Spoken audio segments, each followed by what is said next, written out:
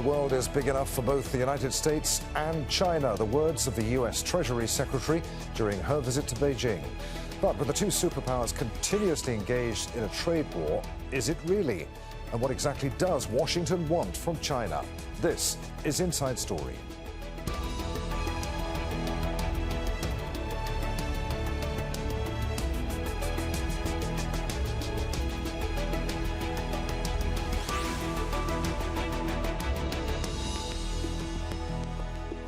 Hello, welcome to the program. I'm Adrian Finighan. Relations between the US and China appear to be at a crossroads.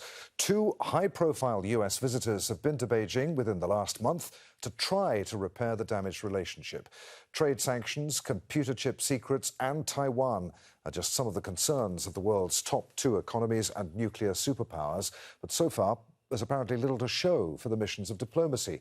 So are they just photo ops and political theatre, or has anything been achieved? We'll explore the issues with our guests in just a moment. But first, a report from Al Jazeera's Katia Lopez-Hodayan. It's been described as a step forward in U.S.-China relations.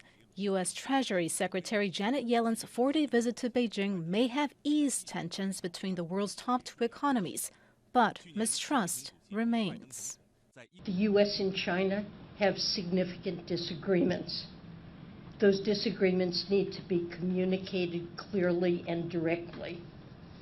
But President Biden and I do not see the relationship between the U.S. and China through the frame of great power conflict. We believe that the world is big enough for both of our countries to thrive. Trade restrictions and political fallout have soured relations between the top two economies. But both governments acknowledge, however reluctantly, that their economies need one another. We hope the USA will take a rational and pragmatic attitude, meet China halfway, and work together. Beijing wants Washington to lift billions of dollars in tariffs imposed by former President Donald Trump and to end sanctions limiting Chinese technology firms and their access to semiconductors. Yellen has also issued requests, calling on the Chinese to even the playing field for U.S. companies operating in China.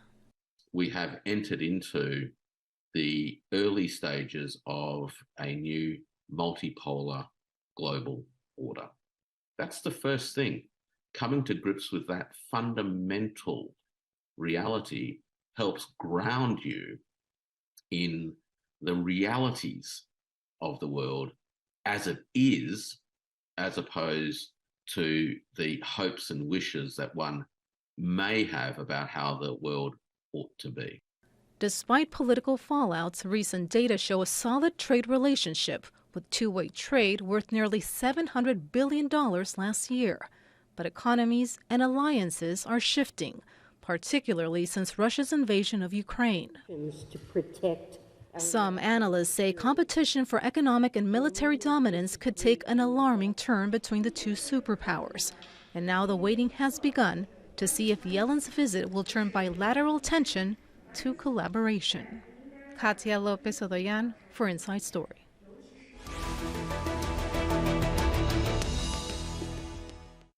Right, let's bring in our guests for today's program from China's capital. We're joined by Paul Triolo, Senior Vice President for China at global business strategy firm Albright Stonebridge. In the U.S. capital is Elizabeth Larus, founder and president of Larus Consulting, a research and analysis firm focused on the Asia-Pacific region.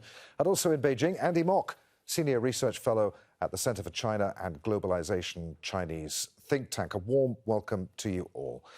Paul, let's start with you. What did you make of Janet Yellen's visit to Beijing? Was it at least more productive than that of Antony Blinken last month? Yes, I think it was definitely more productive. I think the number of visits and with key officials that Yellen was able to obtain were pretty important. She met with Premier Li Qiang. She met with very senior financial managers of China's economy, including Yi Gang from the People's Bank of China, the finance minister. So I think just the fact that she was able to establish direct communication with the new economic team in Beijing was really important. Now, there weren't a lot of big deliverables, but I think just being able to sit down with her counterparts in Beijing, and for the first time, really, right, during this administration, is a real significant achievement in itself. Even though the expectations were low and there weren't necessarily concrete deliverables coming out of the meeting, so the fact that the meeting itself took place and seemed to go very well on both sides is a success. Elizabeth, would you agree with that? Was the visit a success? What were its aims? What was she sent there to do? Okay, so I agree maybe about 50%. Yes, Secretary Yellen was able to meet an impressive number of people in a short amount of time. She must be absolutely exhausted. And certainly the meeting was more cordial than Secretary of State Antony Blinken's meeting in Beijing. There were not high expectations for this meeting, the same as with Secretary Blinken's meeting. Expectations were, kept pretty low. And that's because the purpose was to resume regular channels of dialogue between the United States and China after, the relationship perhaps hit a low point in nadir, after Pelosi's visit to Taiwan, Chinese support for Russia's invasion of Ukraine, the spy balloon, issue, a whole host of issues. And so, President Biden very, very clearly wants to improve relations with China, which is extremely important. So he's sending over Blinken, Yellen, and then John Kerry will go shortly to talk about issues that are areas where we can have some agreement with Beijing. The economy, everyone can agree on. We want to improve economic relations. That's not such a touchy political issue. And of course, with John Kerry talking about climate issues. And again, that's something that, China and the United States can agree on. So as far as, restarting normal talks, meeting with, the new economic people over in Beijing, in those terms, it was successful. Andy, what did the Chinese make of Janet Yellen? Do they trust her? Yeah, that's a great question, Adrian. So I think first a little bit of context. Since the early days of reform, China has had apprehensions and suspicions that the U.S. would sooner or later weaponize global public goods like the U.S. dollar, like sea lanes of communication, like access to technology, access to markets. And the last few years, unfortunately, have shown that those suspicions were not ill-founded. So I think while Secretary of Treasury Yellen has many soothing words for China, I can't help but think of Ralph Waldo Emerson's quote that your actions are so loud that I cannot hear your words, in that the U.S. For the last few years certainly has taken actions that are quite at odds with the more conciliatory words that we're hearing, not only from Secretary of Treasury Yellen, but others in the Biden administration as well. So I think that talking is good. I agree with Paul. It's good that both sides are talking. But the real resolution to this relationship will not be based on more frequent communications. Okay, Paul, would you agree with that? Elizabeth touched on it. How many more senior Biden administration officials will be sent to Beijing in the near future, and for what purpose? Are we building perhaps towards, do you think, a Biden-Xi summit here? Is that in the pipeline?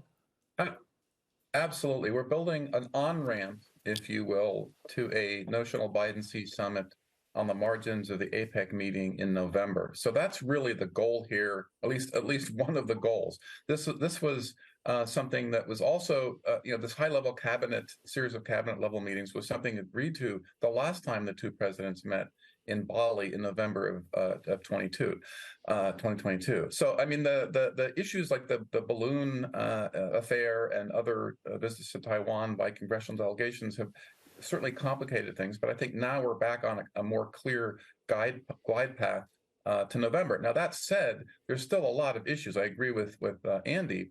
There's a ton of issues on both sides. Just before Yellen's arrival, for example, China announced export controls on two critical minerals used in semiconductor production, gallium and germanium. And on the U.S. side, of course, there have been a series of export controls on Chinese companies over the last number of months. And then there's discussion of an outbound investment mechanism, which Yellen seems to have previewed for her Chinese hosts and characterized as very narrow. But of course, Beijing is a little leery of some of these measures the U.S. has taken and has characterized as narrow, because they do have broader implications for China's technology sector, for example, or for the economy. So I think they're in the lead up to November, they're going to continue to be measures taken on both sides that are going to complicate what we've been calling this mini thaw in the bilateral relationship. Paul, China's premier said that China-US ties can now see rainbows after a round of wind and rain, which is a pretty beautiful way to put it. But is he right? Are we in for a period of calmer weather in terms of relations between the two nations? Or you talked about a mini thaw. Are there so many things that could derail this that we could end up back in the deep freeze if we're not careful? I think that's a great question. And I think right now, if you get coming out of the Yellen visit, I think you can see that there's clearly the will on both sides to try to make this this mini thaw in the relationship work, at least until November, when we would have this notional Biden-Xi summit. But I think there are forces on both sides that are intent on undermining this thaw. So you see around these high-level visits, for example, a number of media stories probably leaked by forces on both sides trying to paint the other side as naive in trying to seek this mini thaw. So I think my sense is that we'll probably that relationships will be able to weather some of these tensions going into November. But then the question becomes, what is the substance of that summit? Where do we go from here? As we saw in the Yellen visit, China pressed Yellen on things like tariffs, on some of the export controls. So some of the really hard things in the relationship that neither side really seems to want to budge on. And so it's hard to see how we can continue to just have talk and dialogue at a high level and not have some major movement on both sides on some of the sort of core issues that are bedeviling the relationship. For China, for example, Taiwan is a huge issue. And we have lots of measures, for example, in the U.S. Congress to increase military support for Taiwan. We'll have a series probably of congressional delegations going to Taiwan. So there are these very, very tough strategic issues that neither side really can or will tackle due to domestic political pressures. And so I think the relationship, for the moment will be on this more even keel, but there's none of the real underlying problems have been really seriously addressed in any of these meetings, these high-level meetings so far. Elizabeth, Janet Yellen says that it is possible for the two nations to healthily coexist. Is that how the White House sees it, though? What happened to Biden's "not on my watch" statement concerning the rise of China, and what impact is that going to have on any prospect of harmonizing relations between the two countries? Well, publicly, both sides, Beijing and Washington want to say that we can coexist. Yellen had used the term healthy competition to indicate that we're not enemies, we might be economic rivals.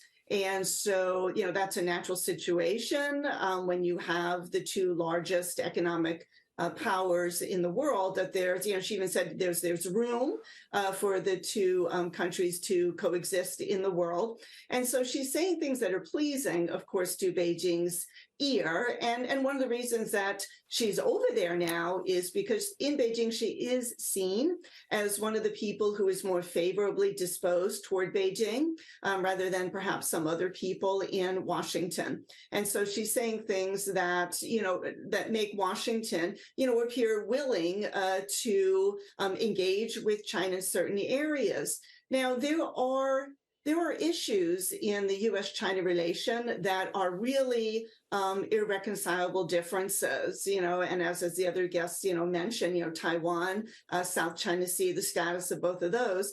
are really irreconcilable. Then there's the trade war and export controls. Are those irreconcilable, or can they be managed, right? Some of these issues are not going to be solved. Taiwan is an issue that cannot be solved because the United States and China see very, very differently on that issue. However, it does need to be managed. It is extremely important, not just, of course, economic-wise, because after all, businesses want a stable environment in which to do business, right? But militarily, these issues, these differences, if they cannot be resolved, must be managed. So there really is peace in the Indo-Pacific, because if they're not managed well, then there's a possibility of conflict between the United States and China. And Elizabeth, how much pressure is U.S. business putting on the administration over its relationship with China? Well, there's tremendous pressure on the Biden administration. American businesses are obviously still present in China. Of course, they're a bit more skittish about the environment there after China, went into effect the national security law. And also, Chinese authorities have been investigating some due diligence firms, including the American firms Bain & Company and Mintz Company. And Yellen, of course, Secretary Yellen did bring up those issues when she was in Beijing. Of course, Goldman Sachs came out with a report just the other day, flagging some of the problems in the Chinese banking industry, and they were roundly criticized and taken to task by Beijing for essentially publishing information that was counter to China's best interests. So that has a real chilling effect on U.S. businesses. But if you are in China, you might, expand your operations in some other country or move some of your operations to another place, Vietnam, Malaysia, Mexico, and what's called China +1. But you're probably not going to pick up and move your entire factory. And two-way trade between China and the United States increased last year. And so businesses, they still see that they can make a lot of money despite the risks and the lack of intellectual property protections there. They still see there's money to be made. So they want a smooth environment in which to do business. That's just pragmatic. That makes sense to them.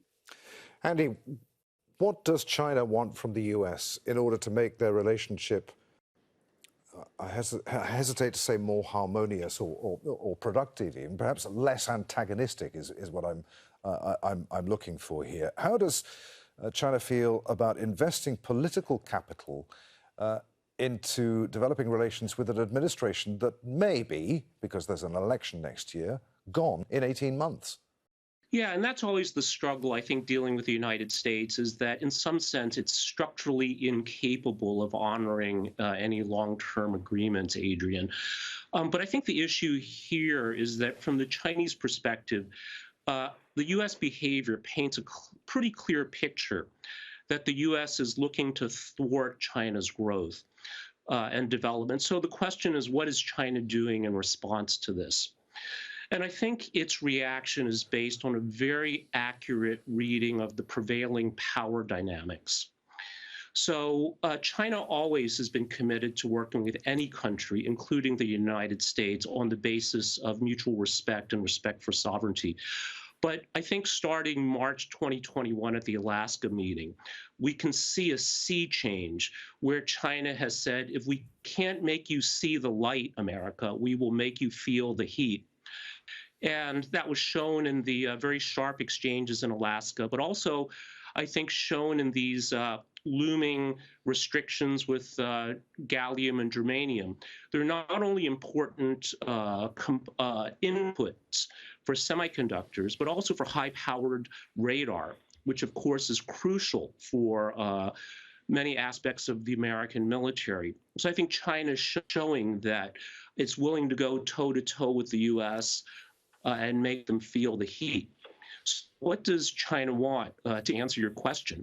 I think is the recognition that China really is an equal of the United States. And what's happening in the U.S. is that it's going through these 5 stages of grief from denial, anger, bargaining, depression, and acceptance. So I would say that Secretary Yellen is certainly in the bargaining phase, but we still have key Republicans, some others in the U.S. that are still in the denial and anger phase. So I think what China's hoping for is for the U.S. To move as quickly as possible to the acceptance phase, and that will lead to a much more harmonious, prosperous, and peaceful world.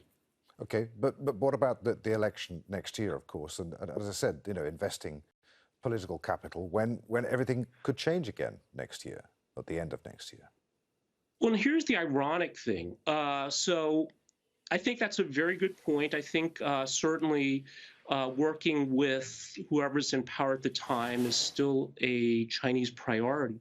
But if Trump does get reelected, I think here's something to note. It could be in some ways very positive for China. He's on record saying that Taiwan is very close to China and far away from the U.S., so what can we effing do about it, which some have interpreted to mean that he recognizes the writing on the wall and may act in a very pragmatic way.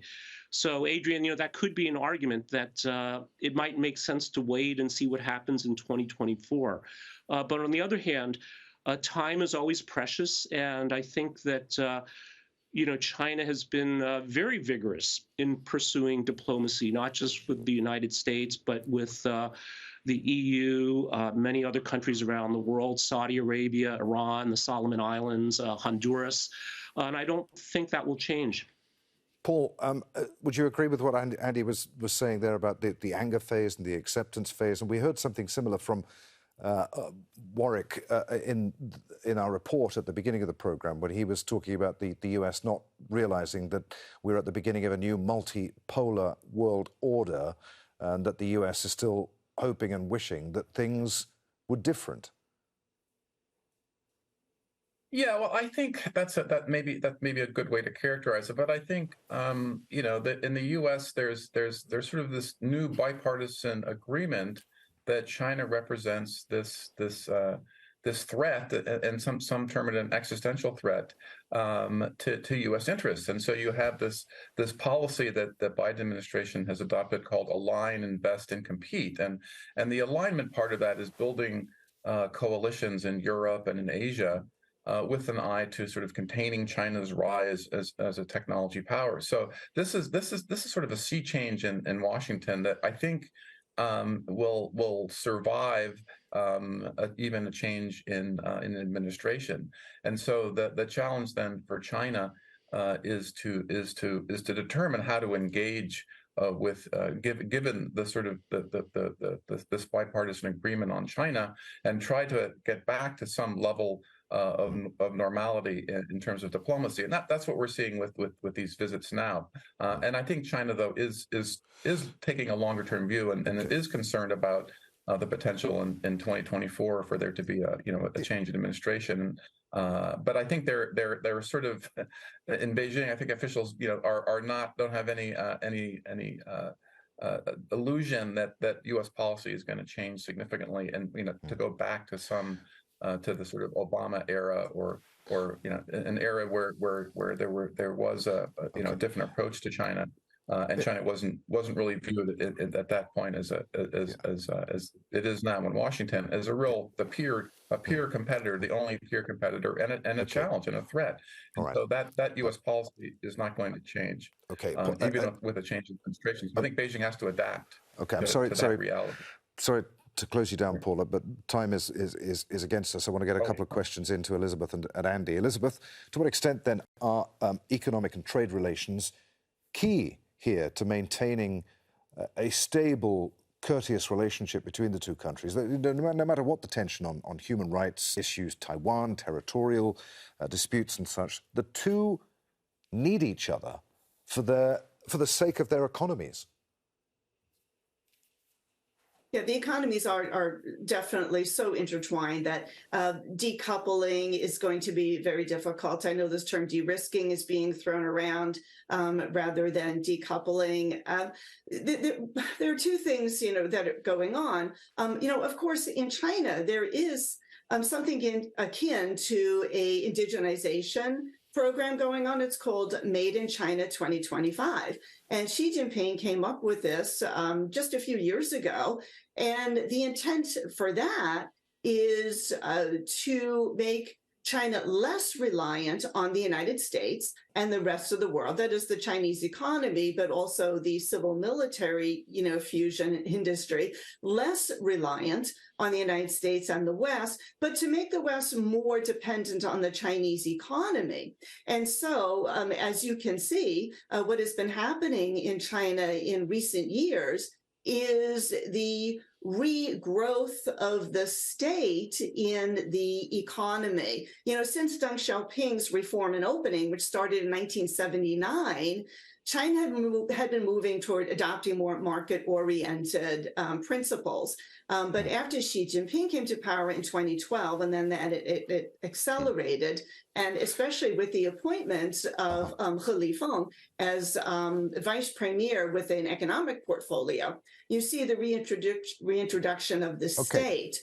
And Janet Yellen is saying we need more market principles there, not more state. So that's a really big difference. Elizabeth, again, sorry to butt in. We've got about a minute and a half left. Andy, Janet Yellen said that her visit was aimed at putting a floor under the turbulence in the relationship between the two countries. Did she do that, do you think? And where do you see the relationship going now? When all is said and done, the two countries need each other, don't they? I think certainly there is some dependencies. But I think that deeds, not words. So what will determine the future of the relationship will be American actions, not so much the rhetoric. Certainly China is prepared for any eventuality that happens, but I think, the hope is that there is a pot of gold at the end of this rainbow that Yellen's visit represents, and that there can be a win-win outcome, as the Chinese like to say. Okay, there we're going to have to leave it. Many thanks indeed to all of you, Paul Triolo, Elizabeth Larus, and Andy Mock. As always, thank you for watching. Don't forget you can see the programme again at any time by going to the website at aljazeera.com. For further discussion on this topic, join us on our Facebook page. You'll find that at facebook.com/AJ Inside Story. And of course, you can join the conversation on Twitter. Our handle at AJ Inside Story. From me, Adrian Finighan, and the team here in Doha, thanks for watching. We'll see you again. Bye for now.